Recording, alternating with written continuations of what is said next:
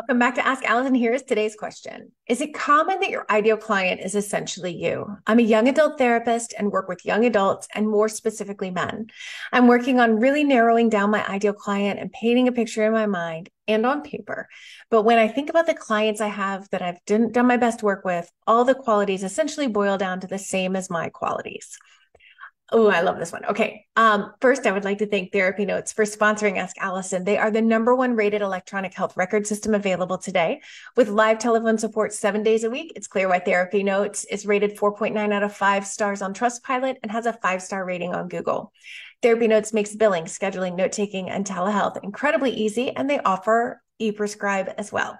If you're coming from another EHR, TherapyNotes makes the transition incredibly easy, importing your demographic data free of charge so you can get going right away.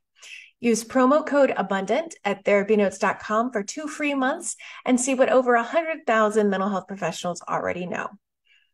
All right, so I would say niche-wise, this is so common. I would say of the hundreds or thousands of people I've talked to one-on-one about niche, 85% of the time our ideal client is a version of ourselves. My ideal client for therapy resembles the 19-year-old version of myself with a few tweaks. My ideal client for practice building resembles the 31-year-old version of myself with a few tweaks. I work easier with people who overfunction and work too hard because I get that. I have a whole course in the Abundance Party called Private Practice Life Balance, for instance, but I don't have one called How to Make Yourself Do What You Need to Do.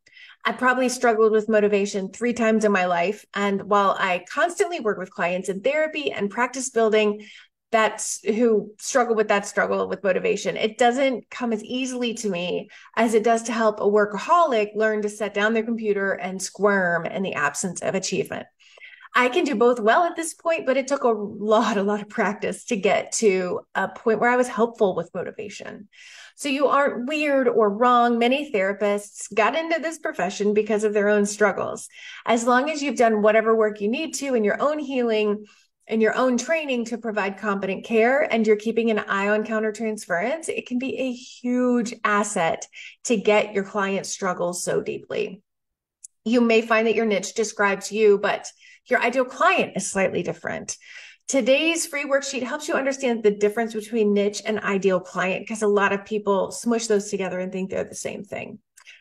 I hope that helps. If you need more help clarifying or marketing to that very familiar ideal client, then check out the Abundance Party to get a practice full of clients. Just hit the link and we'll take you right there.